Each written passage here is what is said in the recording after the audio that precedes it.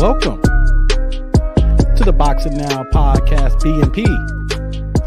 I am trying to be your highly esteemed and unquestionable host, that dude named Dave, aka DJ, and to my left, he's my right-hand man, Jorge. What's going on, man? Doing all right, Dave, man. How good to see you. Hey, good to see you too. Before we get started, I got to kick the proceedings out here. We're doing something a little bit different today. So we are broadcasting live on YouTube as well as on Twitch live going forward here now. Every episode will be on Twitch live. We'll still do some pre-recordings. So knowing that on YouTube, click on like, subscribe, click on the bell notification so that when you see the episodes come up, or if you're on YouTube and you've seen us live, boom, you can tune right in. Same thing for Twitch. Now, since this is our first episode on Twitch, but don't get confused if you're on there seeing episode 14, it's because we've been doing this for a few months here. Boxing Now. Also, on Spotify, you want to follow us there, Boxing Now Podcast. And also for our affiliates here, Spanglish World Sports on the Zingo app channel 250. The show is regularly played there in Canada on the Zingo app channel 250. So shout out to our affiliate, Spanglish World. Man, I got that out the way here. So this is something new here, Jorge. We're doing some live streaming here. So for people who may attempt to watch here going forward here, if boxing's one of the sports that has the biggest, arguments that we see. People have always got an opinion. So if you got a comment or if you think we're wrong, hey, why don't you hop in the chat and talk to us? If not, we're going to keep doing what we're going to do here today, right? Absolutely. Man, so let's get this going here started, Jorge. We're recording this here. There was a big fight this weekend with Canelo Alvarez. Once again, it seems funny. I thought we just talked about him. He had a quick turnaround, and he's fighting again. He just fought, actually, this past Saturday in Miami, Florida, man. And it was a destruction, wasn't it? Not just a destruction, but well, okay. So we talked about this afterwards and stuff, right? The following day, right? So it's one of those things where it's an expected destruction, not like that. And the conspiratorial part of me says something's got to change, man. Something's got to change. I was not happy with as a boxing fan. If you're paying into the zone. And the zone tries to do the best it can to put some quality out there. All right, so it's not a lack of trying. But when you're fighting a mandatory that hasn't fought in, and keep me honest here, Dave, 2 years. Let's get into the details of that here. But yes, the official timing, I think, is 731 days. And to be exact, he last fought February 19th of 2019. So he literally fought 2 years and 5 days to the day since his last fight. Yeah, I have a beef with that. We'll get into that. Let's get into the fight first, and then let's talk about why we hate the situation right now. Sure. So Canelo fought in Miami to about a crowd about 15,000. And man, I wish we could have been there. I know the Miami weather was a lot better. I mean, we finally got some nice weather in Chicago, but I wanted to go. I'm trying to tell you, let's go. I know. We wanted to submit for our credentials, but I thought it was just too timing. And it's COVID season, man. I ain't got my shot yet, man. I'm still trying to stay away from catching the cooties. You ain't gonna catch no deal. It's the bad cooties too, man. Cats ain't waking up from it. We'll talk about that. That's a separate topic for separate day, but it was in Miami, 15,000. Pretty good crowd for the zone for everything that's going on in February. And the fight only lasted 3 rounds. The first round, let me see here. Let me pull it back up here. He only threw one punch. And the fighter's name, let me just pull it back up. I don't even know if I want to mention his name because I don't know if it's even worth it. Avni Yildrim. So I made it a point that I don't want to see this guy ever again. Like, I've actually seen him fight twice now. So let me just point out the picture. I said he fought February 23rd, 2019 against Anthony Durrell. I didn't realize it till I started doing homework for the episode that I watched that fight because I'm a Durrell fan. I'm a fan of both Durrell brothers. They're both from Flint, Michigan. I have tons of family, cousins, aunts, uncles. Prior to my grandmother passing away, she was living in Flint for decades, things of that nature. So I had a ton of family out there. So I was repping for Durrell. Matter of fact, we met Andre Durrell at a fight in April of 2015 when it wasn't the zone. It was actually PBC. PBC is in Chicago. Back then when it was on Spike TV. Yeah, Spike TV. So we met Andre Durrell. Got a picture of him. I might post that when we get the website going. Some of our, my fanboy shots. But he last fought 2 years ago. And he lost to Durrell at the time, who was the WBC super middleweight champion. There is no way that he should have been fighting the mandatory when he coming off a loss and then able to sit for 2 years and then have this opportunity. But let me get back to the fight here. He threw one punch in round one. That alone, not like he was probing, he was gauging, he kind of, was trying to slip and trying to see what Canelo's doing. He threw one punch and he was not ready to fight Jorge. Not even so much it was ready to fight. Or he didn't want to fight. That's more of my mindset of how I saw that fight. It looked like a guy who was just ready to accept the paycheck, call it a night, and maybe do something down the road, but there was no reason for, he just, like, to your point, right? He just came off a loss almost 2 years ago, hasn't fought in 2 years, hasn't done anything. I mean, and when you throw only one punch in the round, you're basically telling the fight fans live and on TV, I'm not really here to do any kind of fighting. I enjoyed the weather. It was a nice vacation. I just want to get this paycheck and get the hell out of here. And as a fight fan, that sucks. That sucks that you be paying to the zone for trying to put out. Right, again, not a lack of trying, but when your mandatory is not fought in 2 years, something's got to change in the boxing world where that crap doesn't happen anymore. And we'll get into details about what we think we can do to fix that. But as a fight fan, I wasn't happy. It was basically a lot of chatter on the side before the fight started. The undercard was underwhelming, to say the least. There's always some prospects out there, but other than that, when your main event is Canelo Alvarez, you wanted him to at least fight somebody. It doesn't have to be a war all the time when it's your mandatory, but your expectation, if it's your mandatory, he's the number one ranked from that sanctioning body to fight. The guy's got to be better than what the hell was put out there Saturday. So, and let me add too, Canelo, he used to be Canelo's sparring partner. So knowing how the fight ended, knowing that he was a former sparring partner, we understand why Canelo took this fight in 2 months. The last fight was like December 27th, 28th, around that time, or December 3rd. I can't remember the exact. It was the last weekend, last Saturday of December. Then you come around to the last Saturday of February. He knew what he was getting in. It was target practice. Yeah. I mean, he was like, hey, I'm gonna throw this combination here. I'm gonna go to the head, to the body. He like always pinpoint, to the obliques, to the body. He was landing shots. He was coming in. He was coming through the guard, over the top. It was like, okay, what do I want to throw next? I want to throw the right. Okay, boom. I want to throw 2 points. No, I'm gonna throw the jab. You know what? I want to double up the body. Boom, boom. And by that second round, Joe Diaz, very good trainer. That's one of the top trainers in the game. Yep. I would say I'll put him in the top 5 right now as current trainers. Like, you see some guys you don't see lately because a lot of trainers are getting older and we don't see him as much now, especially the last year. But I'll put him in the top 5 right now. Guys he's worked with and the results he's received from his fighters over the last decade of watching him train. Sure. In round 2, he was pleading like it was round 9. I have never seen a corner plead the way he was pleading at the end of round 2. Normally you see that when it's been multiple knockdowns, it's round 9 and he's ready to stop the fight. He was talking about stopping the fight at the end of round 2, Jorge. This is, and Joe Diaz, again, very respected trainer. That goes without saying. The conspiratorial part of me about this fight meant, I felt like I said, it's not just that I feel like the fighter was ready to go home. And I don't ever want to accuse a trainer of being the same type of having the same mindset. But for all the things you pointed out about Canelo being a former sparring partner of Canelo, how is it not past the smell test that this doesn't, this fight was just, it was more than a gimme, almost like, hey, let's all make this money and get the hell out of here, man. And that's kind of what it felt like.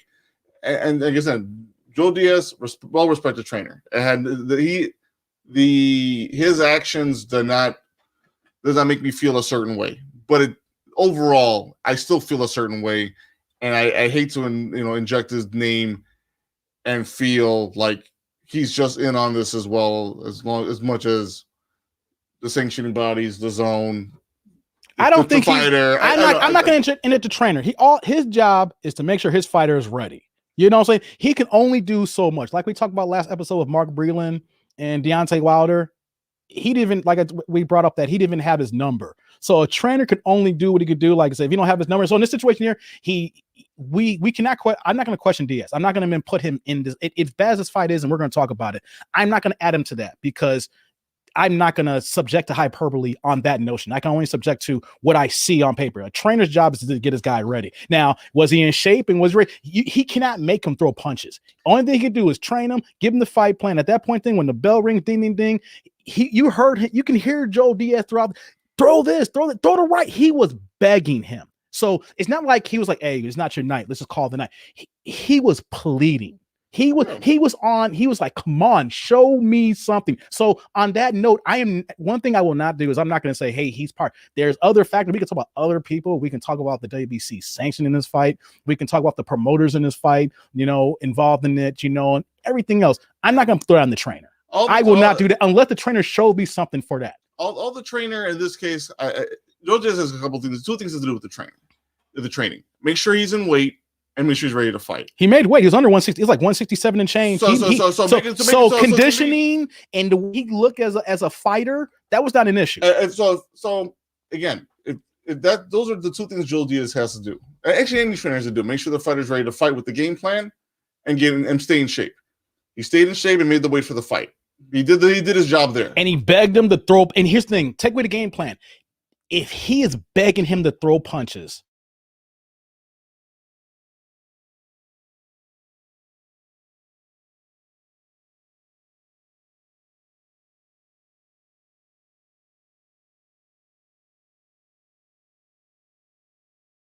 That's how bad the fight was. That really was how bad of a fight that was.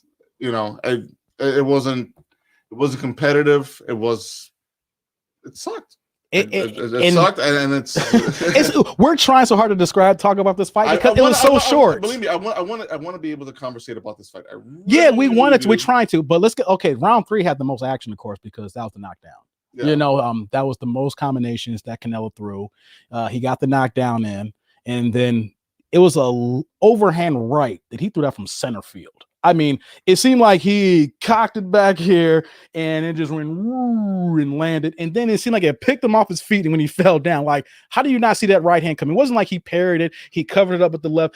I saw that coming a mile away. And then he went down. You saw the look in his face. And I'm like, it's over. I mean, it was already over, but I was shocked he got out of the round because I thought Canelo would be able to put him away, but he was able to like kind of hide a little bit. He kind of put up his defenses, took a lot of clean shots, but made it to end the round. Because I believe the knockdown happened around the 145 mark, something like that. There was still a half a round to go. And I thought it was going to be stopped at that point, but I give it to him for hanging on to the end of the round.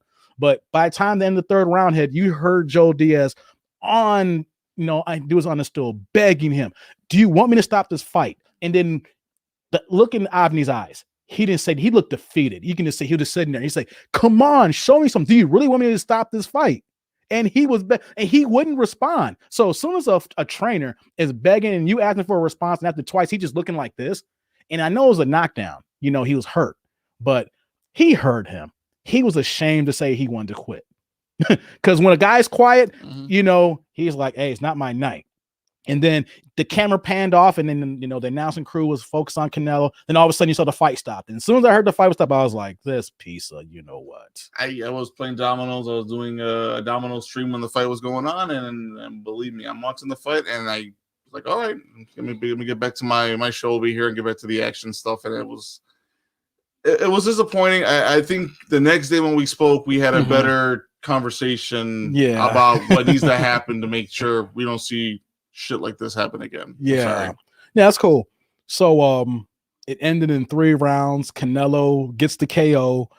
His record goes to 55-1-2 with 37 KOs. So we knew it was going to be a stepping stone. I was not expecting a barn burner. I was just at least expecting the guy to have a pulse. You know what I'm saying?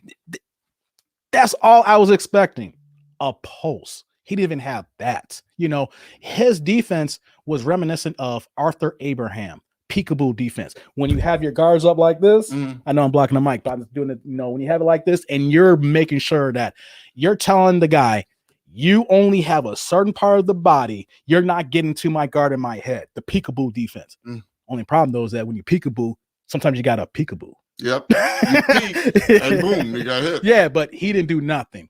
So it's on to the next now. So what we knew was going to happen. We've been talking about this for several episodes. And I got to admit to people who follow the show, at one time I was feeling some type of way about talking about Canelo so much, but he is clearly number one, pound for pound, the best boxer in the world right now. There could be guys that has a better skill set. You can say guys are faster, but like overall, he's the body of work. So he's the number one guy. And I look at it, we're doing a boxing podcast. We'll be talking about LeBron James every other day, or we'll be talking about the Brooklyn Nets and how James Harden is just killing it right now, or Kyrie every other day because so much going on. So we got to give guys roses when they're here. Like Canelo, of course, he had an easy dispatch win, so now he's on to the next May 8th, and that's against Billy Joe Saunders now. And this is going to be a better fight. Oh, this will be a more legitimate fight, folks. So believe me, I think as we start approaching May 8th, and we start previewing that, getting closer and closer to previewing that fight, that'll be a much more funner discussion, right? Yeah. And I expect a more funner discussion leading up to the fight, the night of the fight, and after the fight, because I expect that fight to be a lot better than what this was, right? This was a mandatory that did it, that sat on for 2 years, looking to get his biggest paycheck ever, and he's probably done with his career with boxing. He'll probably just retire with the money and go off into the sunset. Billy Joe Saunders, different story. Different type of fighter, so I'm more. I just want to repeat one more thing too. Anthony Durrell fought this weekend to a draw, but he fought this weekend. He's on the same schedule. If anybody deserved a crack at gaining the WBC belt again, it was him. He was the former WBC champion. I understand, like, we're going to get into it, about the whole issue, but we had a guy who literally was a former belt holder who deserved a better shot than this guy here. Yes, he did. And I wouldn't be surprised that he pulls a Marcus Medina. When I say Marcus Medina, not disrespecting him the way this guy. I mean, he got 2 Floyd fights, and we ain't seen that man ever again. Yep. He got a Canelo fight as a mandatory, money that he never would have saw fight anybody else. If I'm him, I don't see no reason why to get in the ring again unless he's bad with money. Yep. Exactly. Ain't no point. You get a Canelo check, that's it. And especially the guy like him who's coming off a loss to Anthony Durrell and is not a world beater. Hey man, you need to hang it up, man. Maybe best as the trainer. No, though, no, I don't want to listen to you. You didn't throw no punches. I don't want you to train. Hey, just go to the sunset, my friend. Yep. No, I'm done. I was done. I was done the night of the fight, and I'm sorry, folks. I mean, it just if you saw the fight, you know exactly how I feel, and it's not. It was garbage. Not good. So we're moving on to May 8th. So it's technically Cinco de Mayo weekend. Cinco de Mayo is falling like during the week. Yeah, so that's exactly Cinco de Mayo week. Weekend basically. The weekend. So it's gonna be May 8th. No site's been determined yet, of course. But of course, the major thing, because we're still heavy with COVID right now, is what state is gonna allow for the most fans. So we're gonna either see Texas, Florida, or I know Vegas is normally Cinco de Mayo territory, so we'll see what happens in the next few months if Vegas starts opening up for fans. If there's still no fans in Nevada, we're not going to see Cinco de Mayo at the T-Mobile, which it would be. It would be at T-Mobile or at Alliance Stadium where the Raiders play at if they can get fans in Nevada. Yeah, I would say folks keeping read the tea leaves as the months approach, right?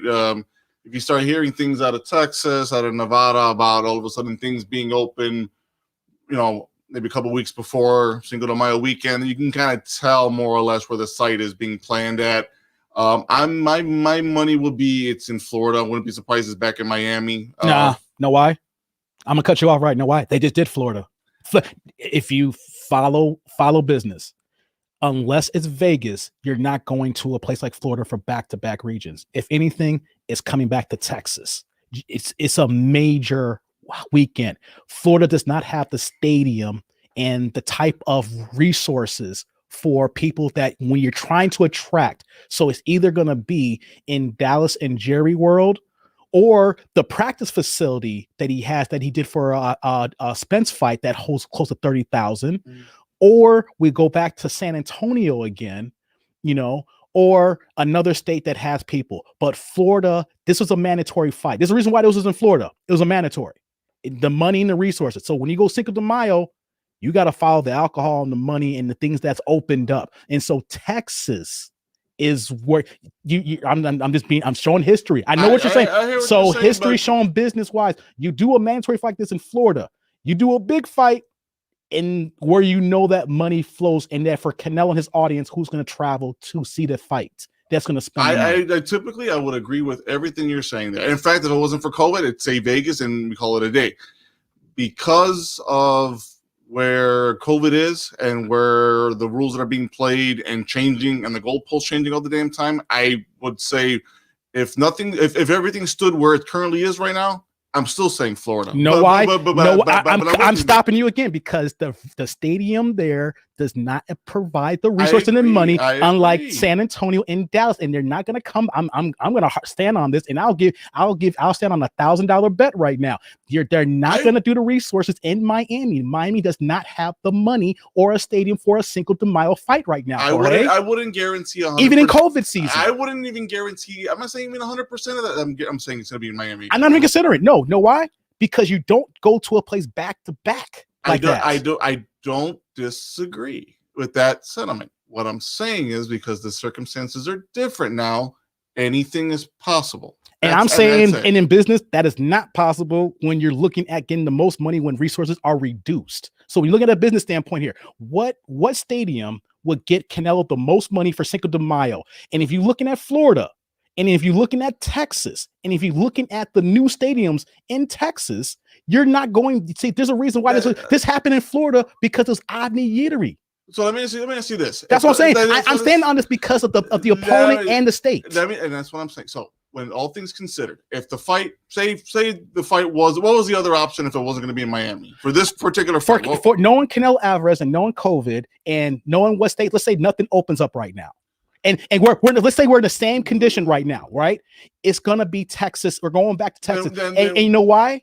Because Texas is gonna bid the most money. There's no one in Miami that's gonna bid more. So because the fight was in Miami. If the fight wasn't in Miami last Saturday, where the hell would it have been? Just honestly, if it wasn't Miami this past Saturday, where would it have been, in your opinion? Let me see here. They could have done it in Connecticut, like they did like with the Broner fight, because they're opening up, but that does not have as many fans. It's going to be a state that has fans. But like I said, with Canelo, though, he has options when it comes to that, and he's only going to fight where the money is. When you have a mandatory defense where you're not even sure, of course, everything's going on, and the resources, and in February, got to look at the time of the year too. February. You know, what's popping in February in cold weather state? It's a cold weather state. I mean, warmer state in a cold time of the year. Your May is summertime, or that transition from spring to summertime. So I'm only saying that when you get into the heart of travel season, even if it's COVID, people are still traveling. People are making exceptions in certain states, especially Texas. So if you're getting 15,000, you're going to San Antonio, or you're going to either two of Jerry's locations. Jerry has two locations, like the Spence fight he did on Fox about 2.5 years ago. That has a host about 30,000, and then Jerry Roll does 100,000. So when you're looking at Cinco de Mayo, it's the blow up. You can't blow up Miami for a boxing fight. I get the business aspect of it, right? But I just I know what you're pointing out, and I hate to do this. This is the debate part that I will put $1,000. If I'm wrong, I would give it to you. Again, if I knew 100, if I felt like 100%, it would be in Miami again, I would say that. But I'm saying, and Canelo's only fought, and this is his second time fighting in Florida. His second time in Miami in his entire career. So it was an exception. He wouldn't have even been here if it wasn't for the mandatory. If anything, if he didn't have the mandatory situation, he wouldn't have fought in February, and we'll be talking about like Texas or Vegas that opens up in May. You know what I'm saying? It was literally, how can I fight in 2 months? Who can give me this bag, the zone, and how can I get out unscathed? And Florida checked all those boxes for 2 months.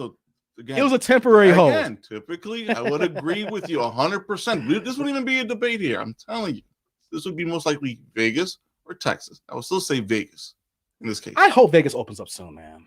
I hope so too. I hope somewhere it opens up for the fight.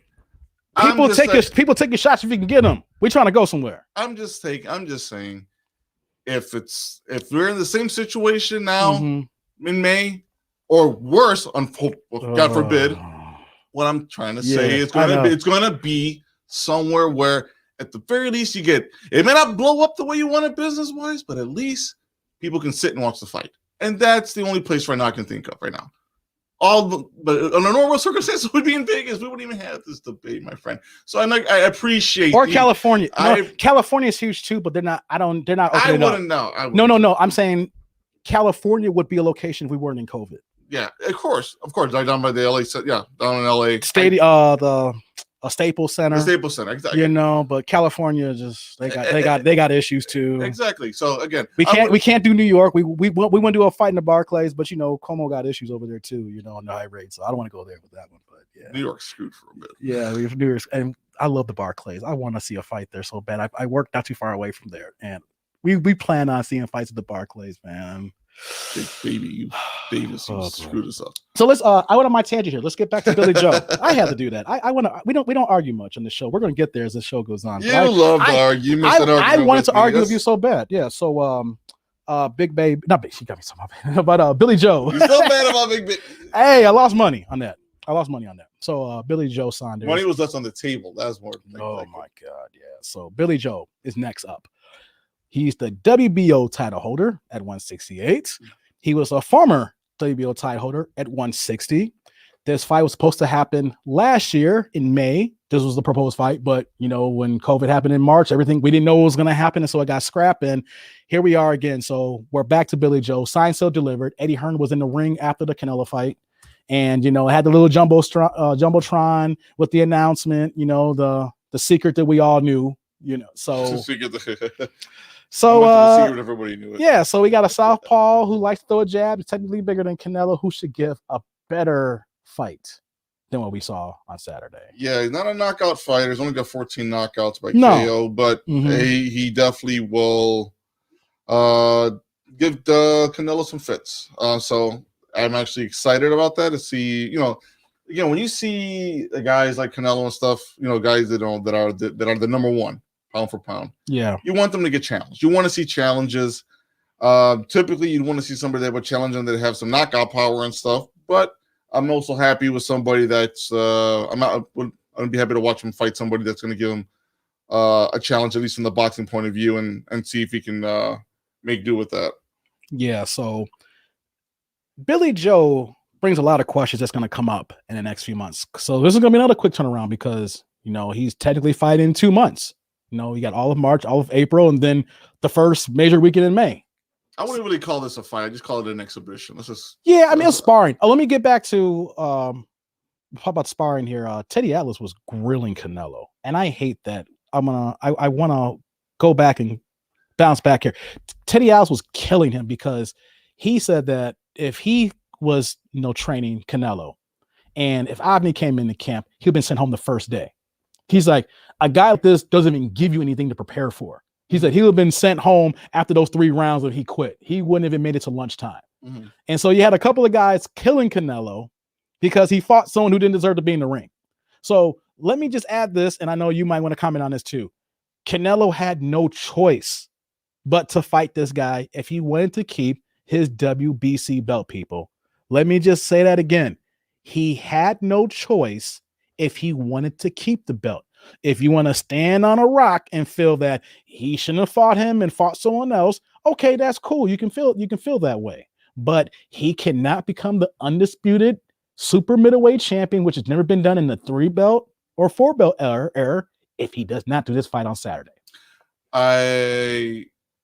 Either fight him or he gets stripped and then goes through the whole thing we're trying to do and then come back to WBC. But that makes no sense, right? If you have a goal and you know that you have to do this, you have to fight the guys in front of you. He literally is like the NBA right now. I'm keep going back to basketball. Basketball has scheduled games. He literally said, this is my schedule for 2021 and probably into 2022. I have a plan here. I fight at 168. I want to be the undisputed champion. So here's the game plan here. So Teddy Atlas, he just wants to, he just hates certain people. He got on the soapbox when, look, at the end of the day, if you look at guys like Julio Cesar Chavez Sr., who basically fought the majority of his time in Mexico against a lot of bumps. At some point, nobody said a word. back then boxing was boxing. I'm glad you said that, though. I was prepared for you to say that. I have Julio Cesar Chavez record here. Yeah. I have the guys you brought up. Hold that thought. I want to bring a couple of records here so you can conclude your thought here. Of course. Chavez, just to make everybody know, I believe that he is still considered the greatest Mexican fighter of all time, one of the greatest fighters of all time. And I'm going to say that I think Canelo's knocking on the door becoming the greatest Mexican fighter of all time. I'm going to say that right now. Some people can say he is now. I am going to say that in the next year or two, it'll be unquestioned. I'm really feeling that way. But if you look at some of Chavez's guys here, people say it's sacrilege. I'm not gonna have people mad at me, but I still right now think he's the greatest Mexican fighter of all time. But I'm looking at this one guy here. He fought with a 32, 13, and 14 record named Faustino Matiale Barrios. It's littered basically. Before that, Roberto Collins was 2-15. We have a guy here who was 13-6 and Dwight Pratchett. Let me go up here. No. We'll have some fun with this. Look at fight number 65. Fight number 65. That was actually like fight number 50. I'm looking at. Look at fight number 65. Hold on. I'm going to 1992. Yeah. Okay. He fought Bruce Pearson, 10-10-1. Okay. Fight number 72. Hold on. Let me scroll back up here. I'm going to go to, because he had over 100 fights. His actual record is, let me go back here. Pro record, 115 bouts. And he is, let me see, you want to go to there? I'm looking at Frankie Randall, 15-14. He's a legit fighter. Yeah. But Willie Wise, 26-10 in 2003. He fought a guy who was 38-29 in Verdell Smith in 1999. This was after the Oscar De La Hoya fight, of course. I mean, his best fights were. Let me throw a few more fights out here. Sure. He fought a guy named Craig Houck in 1995 who was 51-25. Okay. So a guy who probably fight in the barns every other week. When you got that many fights. I just want to keep going here. I just want to name this out here. Let me scroll down here. There's a couple other guys that I saw records here. Another guy here was Rafael Lyman at 51-14. He's but you got let's see here. Another guy here in let me see here. Pull it back up here. Delfino Mendoza at 23-11. He fought a lot of guys with 10 20 and 30 losses. Exactly. So I would say probably in two hands, you can probably count the fighters that were of the most relevance in his life, that made sense to us as boxing fans. We remember Mildred Taylor, Hector Camacho, Pernell Whitaker, and then later on, De La Hoya. Mm-hmm. I forgot. He only fought him once, right? Or was it he fought De La Hoya once. Only fought him once. Right? So it's funny, as a kid growing up, and at the same time I was watching his career, I was watching a young Felix Trinidad go into his own basically at welterweight.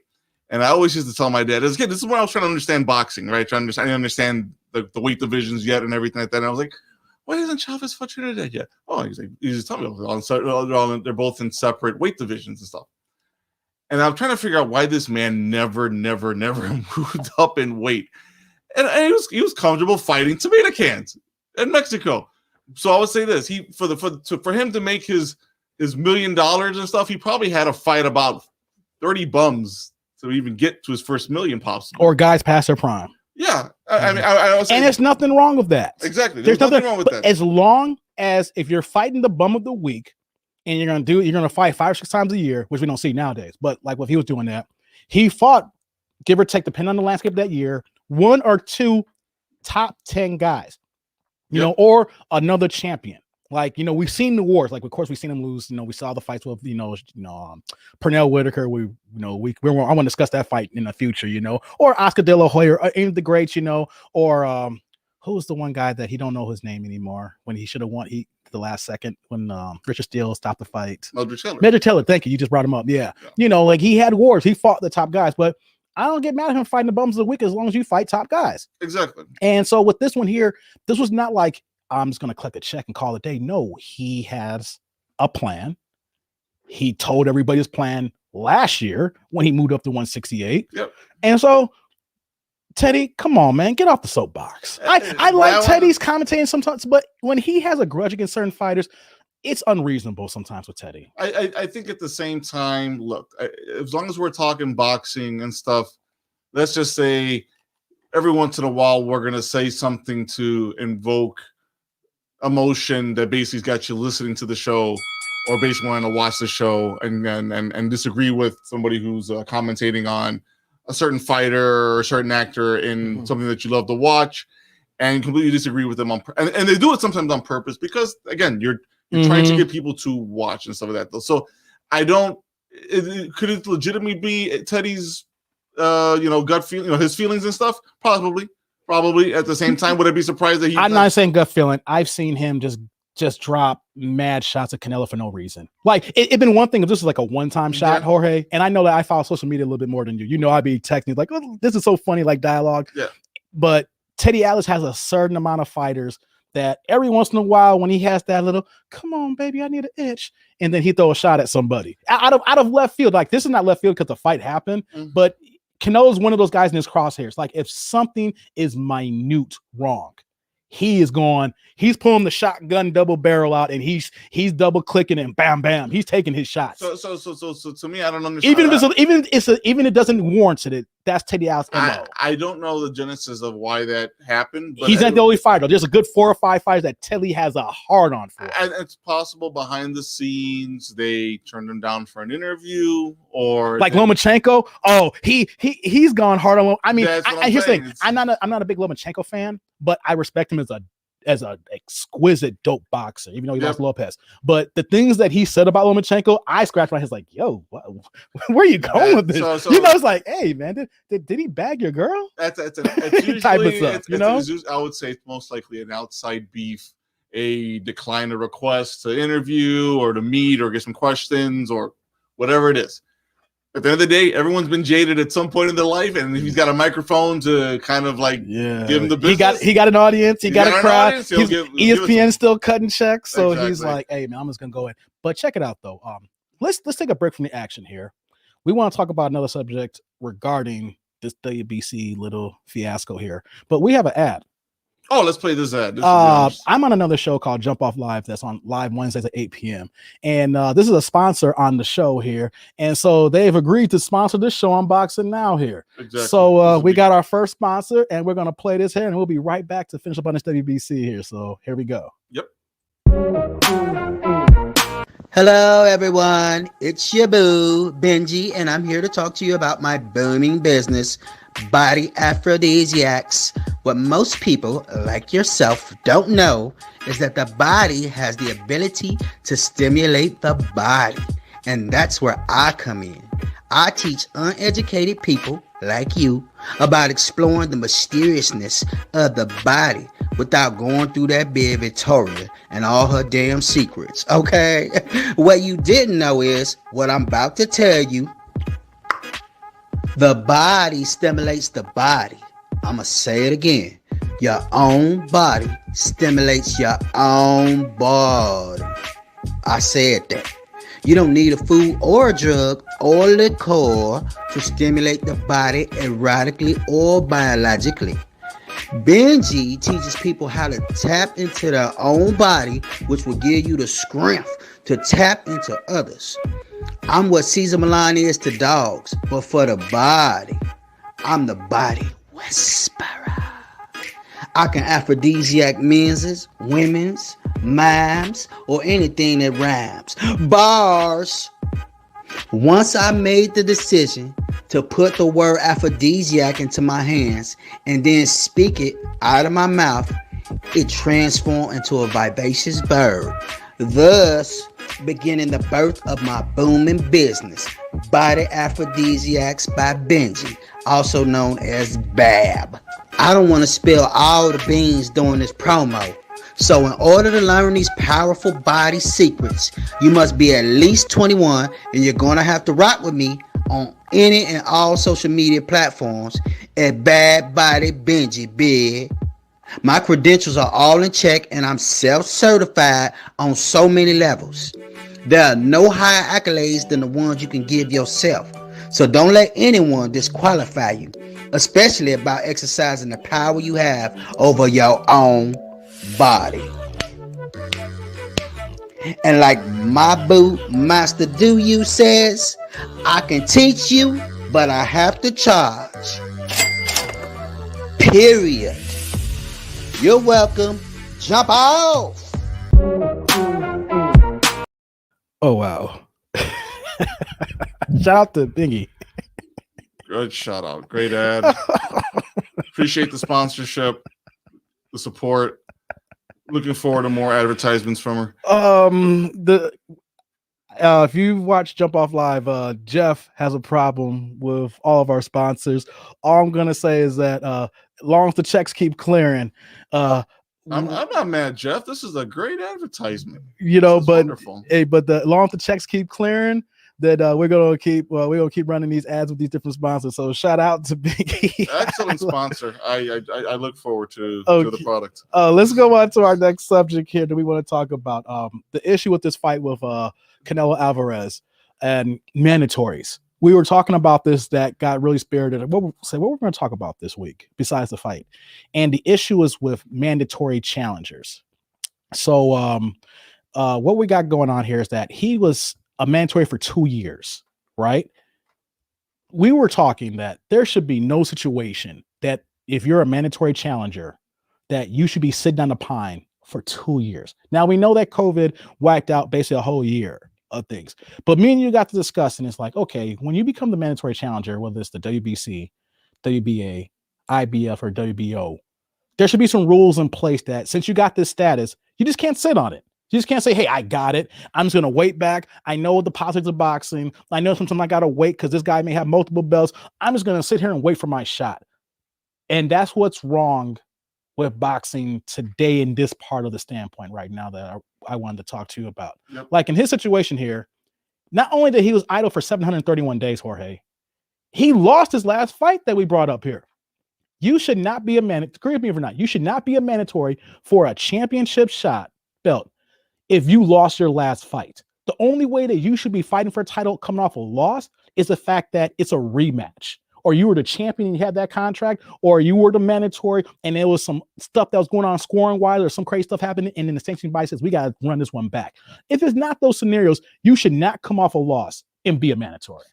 Especially, exactly. I do agree.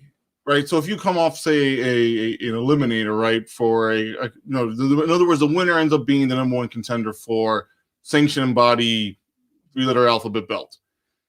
After that, if you say are in the holding pattern for a negotiation with a champion to get a fight, and along the way you had to take another fight, and if you lose that fight, even though it wasn't for a declared, shot, the number one contender for the shot, I tend to agree with you on that one, right? I mean, if you decided to take a fight and then you were the number one contender and you took another fight before you had your shot with the champion and you lost, I think it's a wrap. I think because that happened to Dillian White. That's a good. I'm glad I didn't even think about that example. Sorry to cut you off. That happened to Dillian White a few months ago. Yep.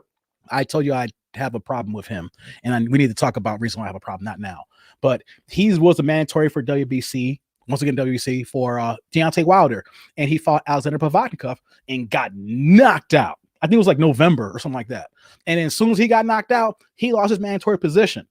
I think that's the case. If you are forced to stay active and you lose, you shouldn't fight for a title. I'm sorry. You're not worth. If you lost to someone who's not the champion, you damn sure shouldn't be fighting for the champion. Now, I know that the champion wasn't available, but Povetkin is not the champion. He is nowhere near championship status anymore, even though, he's still in the top 10. He's long in the tooth, but you got guys who still can fight. So with him, he could not beat Anthony Joshua. He could not beat Deontay Wilder, and he could not beat Tyson Fury. So if you're getting knocked out by him, you lose your status.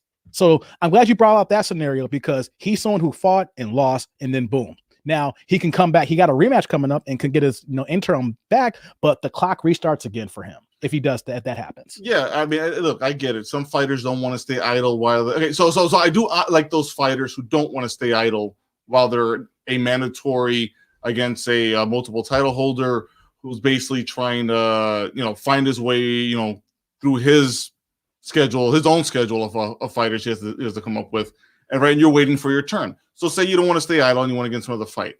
I think every risk you take, every fight you take moving forward, it's on the line. It's always on the line, right? It doesn't mean that the fighter you lose to should be the number one contender, but it resets the clock, right? Basically recreates the whole eliminator process all over again, right? Mm-hmm. Whether you need to get the next two contenders that were just below you to get them to fight, for the chance to be the mandatory, right? So there's some things that I think that need to be worked on from a reform point of view, right? If you want to get this mandatory process working the way it's supposed to, because again, nobody should be idle for 2 years and without doing anything. No one should be coming off a loss right before that fight. So everything we've talked about so far, I agree with. That's what made this fight garbage, right? That's what makes these mandatories because garbage. we didn't agree if he just be in the ring. If you lost to Anthony Durrell 2 years ago, off the ripper thinking you don't deserve to be in the ring with Canelo. Exactly. So right now and Durrell, I said, was the title holder. So you lost to a champion, somehow got your status back,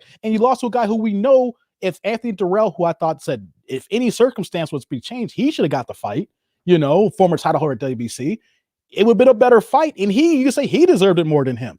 There's no way you could think, like, you look at him as like, he ain't being Canelo. He got worked by Durrell. And Durrell's a good fighter. He's not great. Yep. He's a good, solid fighter. And it boggles me how I wish that I had more information, how he even got elevated for this mandatory position. Yeah. I mean, chances are, and that's what I wanted to do. Kind of like last seconds, I didn't think of. I was thinking the same thing you thought. And as we were talking about the things, I was trying to look for it, but we got, we came right back to the conversation and stuff. So here's the thing, right? I want to see, I don't think it was with anything to do with Anthony Durrell, but somewhere prior to that, he was the number one. He had to have been the number one before he lost his fight with Anthony Durrell. And I don't know where. It could have been the fight before Durrell. It could be two fights. No, Durrell was the title holder. I'm saying he fought for Durrell for the title, and he lost that fight. And then that was the last time he fought for 2. So only thing I'm going to assume here, but knowing how sanctioned bodies work here, he lost. Durrell had the title. Then he fought Benavidez. Then Benavidez beat him. So then that brings Durrell's status down as rankings wise. Durrell became a title holder. Then then Benavidez lost the belt because he had lost the belt twice. Once because of cocaine issues, drug issues. That was the situation. They mentioned that. And also weight issues. So he lost the belt twice. So between Andre Durrell and Benavidez, they both had the belt title twice, and he lost it because of drug issues, weight issues, or beating one of the guys. They back and forth, and somehow Avni, being where he was, kept slowly getting moved up because other guys were losing. Yeah. So my thing is, I can understand how a guy can get ranked moved up if other guys lose, but you can't move right back up to the top spot when you ain't fought again and got yourself back in the win column to be deserving of a number one ranking for a mandatory. That is the only thing I can think of from history, is the fact that that was his last loss for a title. Those two guys were going back and forth. People lost, and he eventually got bumped up because WBC does not rank other title holders. So let's say that Billy Joe Saunders, he's not ranked in WBC because he has a belt. Same thing with Caleb Plant. So, of course, knowing those are two guys better than him, he gets moved up. Sure. So just knowing history, and I'm assuming right now, just knowing the pattern, he lost.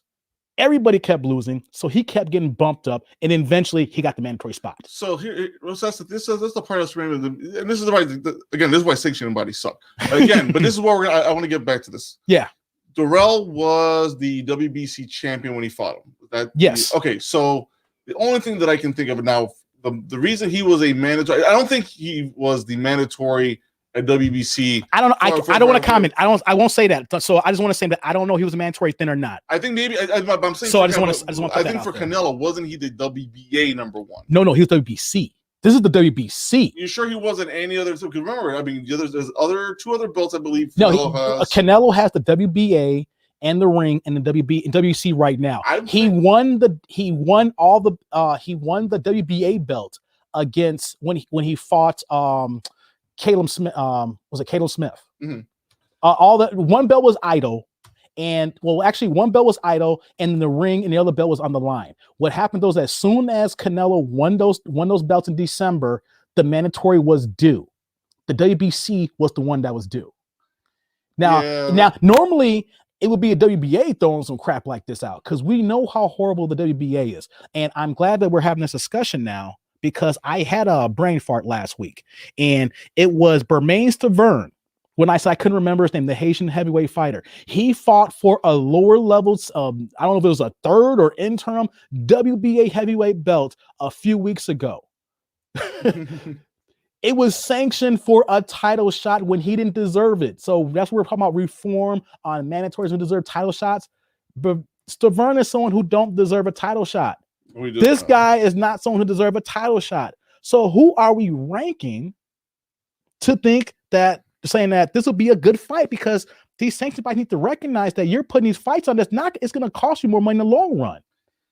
Yeah, and that's what I'm saying. So to me, you're right. Maybe he was the number one for Durrell for WBC, but because the WBC would lower Yildrim's ranking, but I believe the WBA is unaffected by the fight that Durrell. So to me, I think he was the WBA number one, even though he had lost. No, it's the WBC. The WBC was due. That's where I think some. Okay, again, this is why sanctioning bodies suck.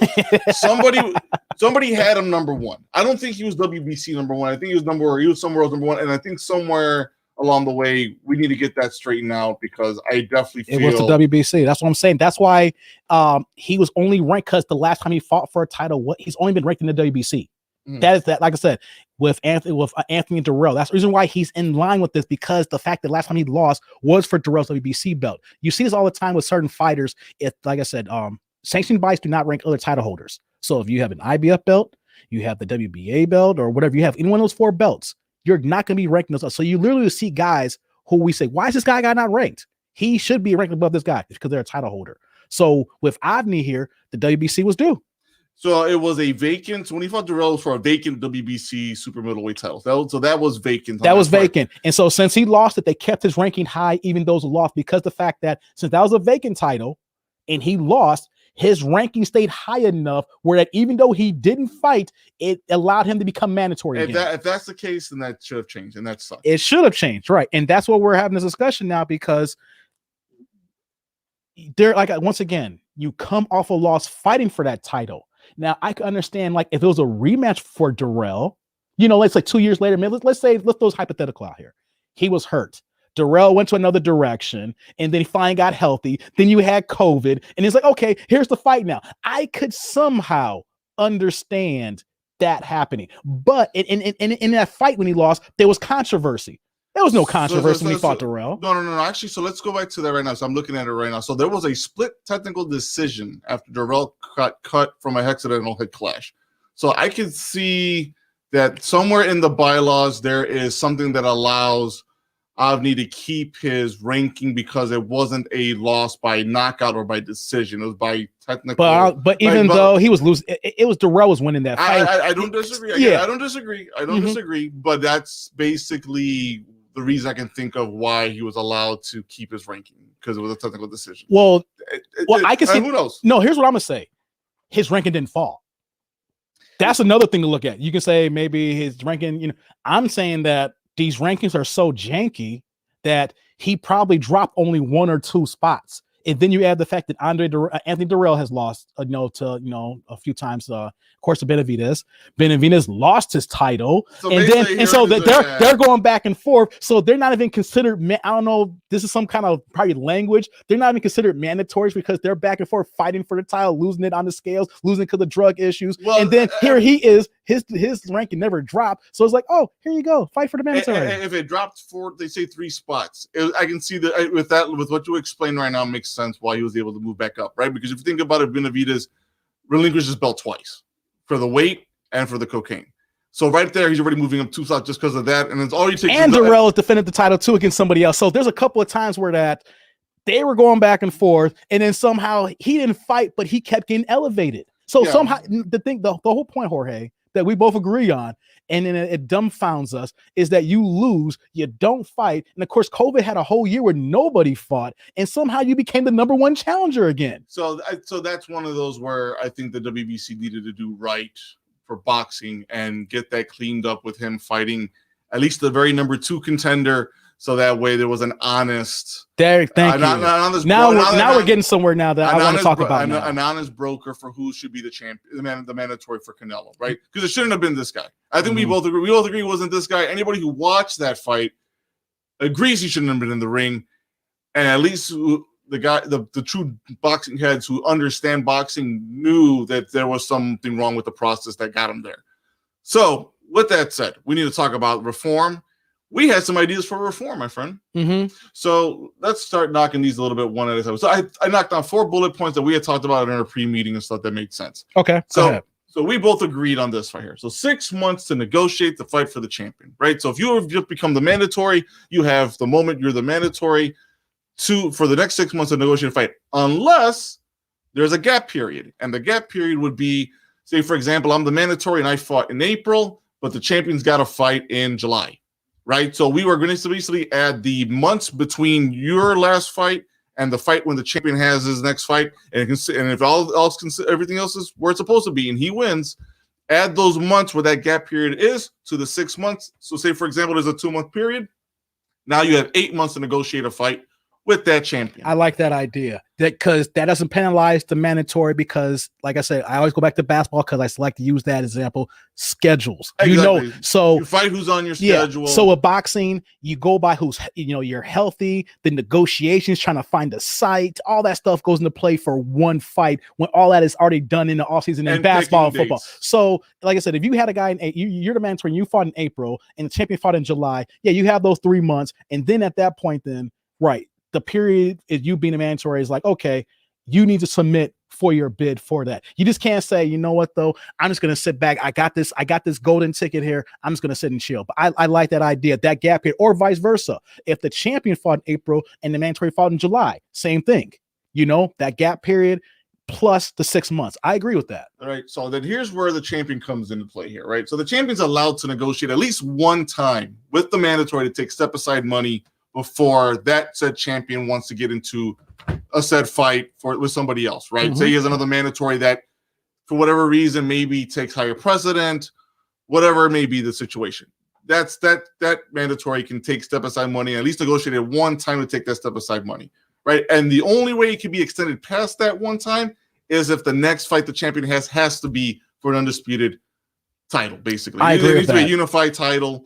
There's the only other way that could happen, right? And we can talk about maybe the specifics of what that would look like. But I think for now, just that one-time negotiating period with the mandatory for step-aside money, that's good enough. I like that, the basics on that, because what happens is we see several times the guys taking step-aside money, and it happened. You can probably agree with me. You've seen this happen like probably for a fighter 2, 3, 4 times that a fight gets moved down. And then eventually we've seen this guy who, of course, we allow the champion. Of course, he's got bigger and better fish. And then now he's got to come back to this guy that's like, yo, really? This guy even looks even worse now after the 2 and 3 steps aside, because he ain't fought. And then we've seen time like 2+ years in that. He may have fought a bum. And it's like, really? 1 step aside time, and then get that guy out the way. Because know what happens when you do that? You start the clock for the other belts. Yep. Because if you're a multiple title holder, and let's say the WBC, for instance, you do this, the WBA comes up, the IBF comes up. You know what happens then? Eventually, when those belts are going to get stripped anyway. So 1 step aside, unless it's for the undisputed, and that's the only thing, because that's for all the marbles. Yeah, exactly. Right. And here's the last point that I put up here. So when the mandatory accepts the side money, though, that fighter, that mandatory, has to fight somebody within the top 15 of the division. He cannot stay idle. The winner, no matter what, has to become the mandatory for the title. I agree with that too. In other words, I don't care if that mandatory fights somebody in the top 15. If he's number 15, it's got to be. If you lose that number 15, number 15 becomes the mandatory. No, I won't go with that. Know why? Because there's guys below him that are right. There's already a mandatory. There's number 1. There's number 2. There's number 3. Now I agree that number 15 should get catapulted up. I don't agree that he should jump aside someone who may be number 2. And then because number 2 has now probably been waiting longer than number 1 mandatory. So I don't think you sidestep that. Maybe because of that win, and you look at that body of work, how you get jumps elevated, as far as the rankings, but you don't leapfrog everybody else, especially 2, 3, or 4 who's been waiting. Unless like the sanctioning body says, you know what though, because of this fight, we want to sanction this guy now against the number 2 guy, become the new mandatory now. If the reason I'm saying that is in this scenario is in putting this in this context, right? If I'm the mandatory and I'm trying to look for the least risk to me fighting somebody so I don't lose my mandatory position, but it has to be someone within the top 15 of the division. More often than not, you're going to pick something well outside the top 10, and you're most likely looking at 15, 14, trying to see which fighter fits your style. The 14 or 15, for the most part, we would contend, we would think does not have a chance. But if that person just happens to have a lucky rabbit's foot, 4-leaf clover and just happens to do the impossible, what would be the betting odds, not the betting odds favorite to win, but it would essentially be a shot, surprise the world, beats the mandatory. You got to give him his just reward for it. I said the reward would be that you probably elevate him to the next mandatory spot. Like, this really, if you get the golden ticket, you're a top 15 and the champion says you can fight him in the course the guy once you become the champion, right? I don't think that you leapfrog everybody else. I think the fact that if you beat the mandatory, I think you should you beat that mandatory who's in the off and you're ranked and you're in that top 15 where that you could have fought for a title if the title holder went after you. Then you should be able to, you should submit to saying, I want to be the new mandatory for number 2. Because let's say that when that guy loses, the new mandatory will be the number 2 guy now. He'll be waiting for, he'd been licking his chops now saying, it's my turn now. So I'm just saying, like, number 15, just because you have that opportunity, I think your reward is you get to fight 2 for the champion.